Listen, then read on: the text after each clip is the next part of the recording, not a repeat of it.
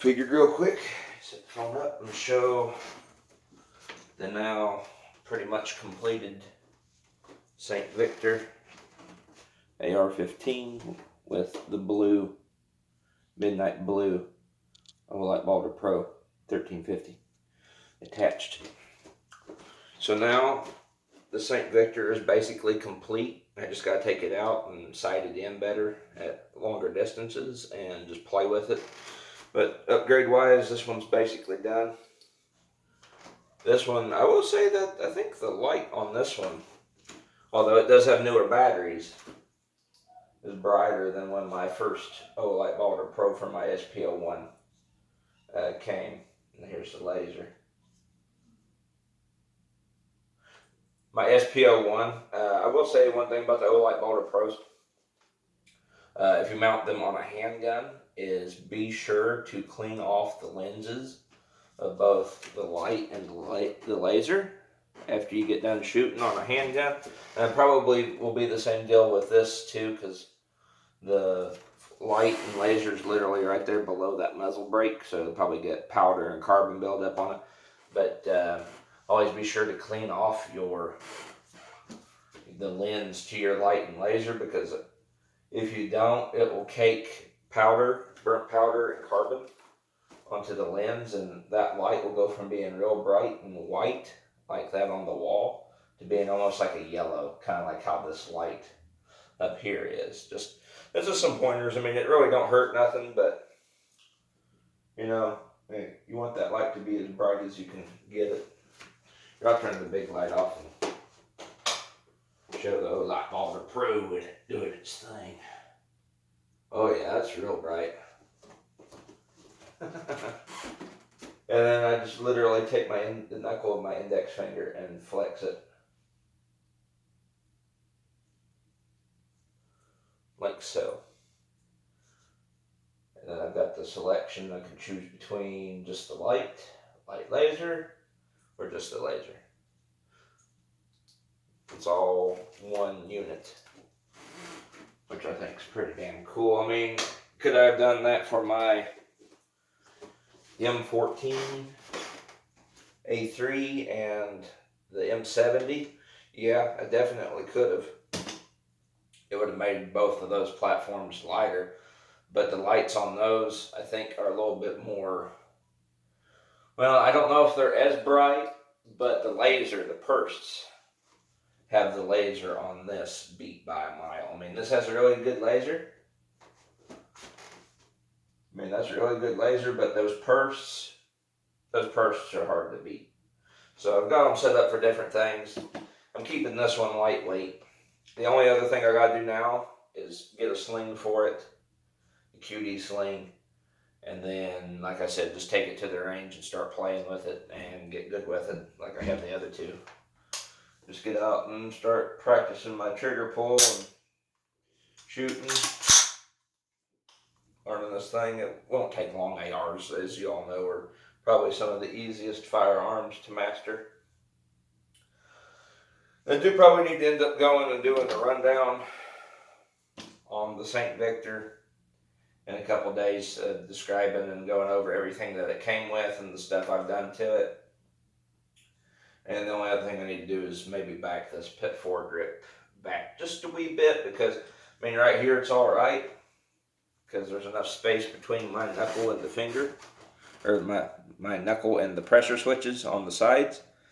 But there does come a time where if you're manipulating your hand up here, you may turn it on when you don't need to.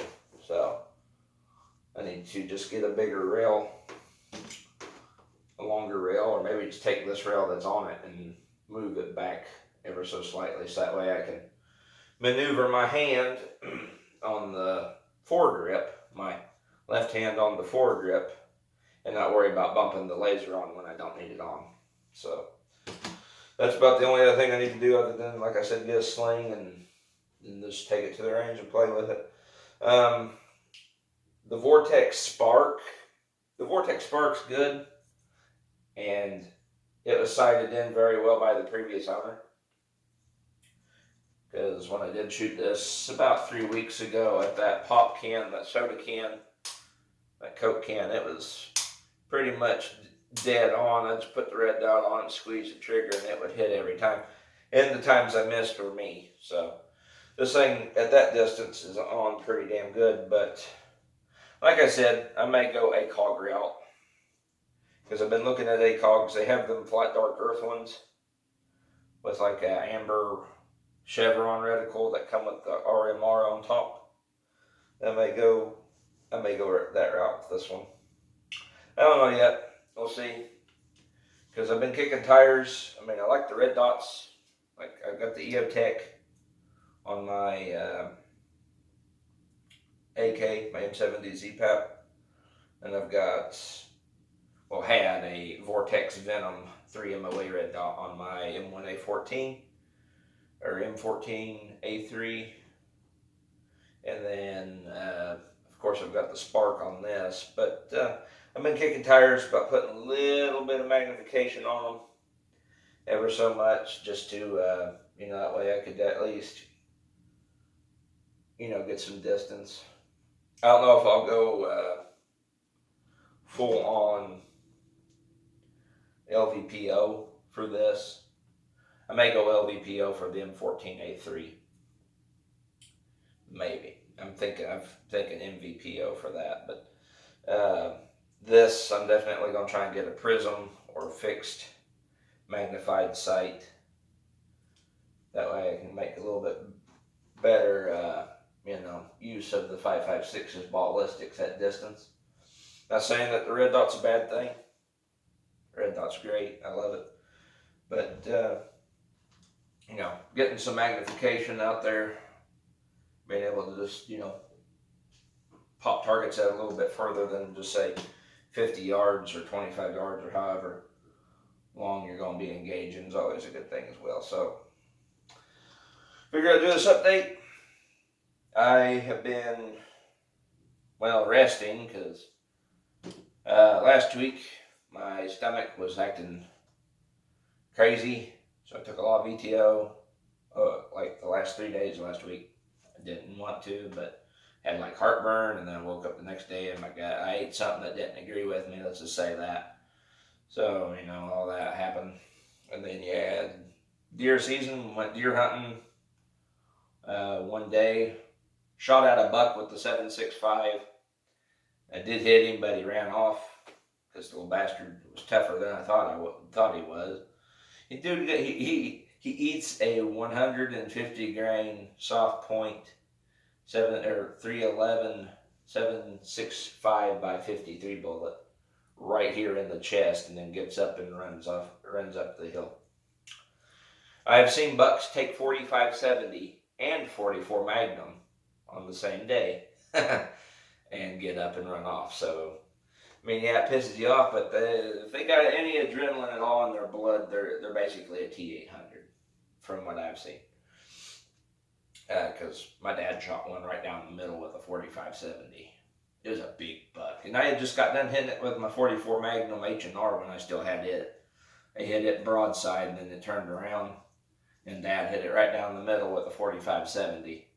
They're on the same day, and we went to go gut him out, and we got up halfway about the hill where he was, and then I seen him galloping up and over a fence. He wasn't galloping too hard, but he was still up moving. Same with that buck I shot the other day here just a few days ago.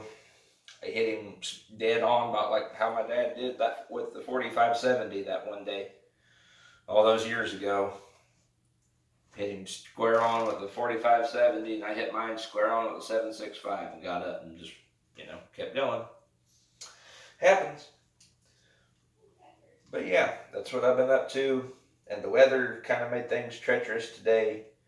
So, figured I'd do this video while I still could. It's like 4 in the morning right now. And, there'll be more videos of this firearm and the other ones to come. Just give me time. Because we got to get it all.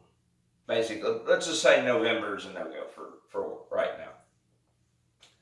We'll see how things are in December. Hopefully, this overtime crap will be over. And, and I'll be able to get back to making regular content. But until then, let's just say November's a no-go.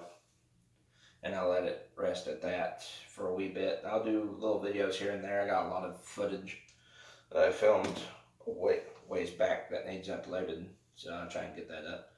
Anyway, guys, this has been Plus by 51mm. Catch y'all in the next video. Peace. Oh no! Oh no! The green laser went to the computer screen.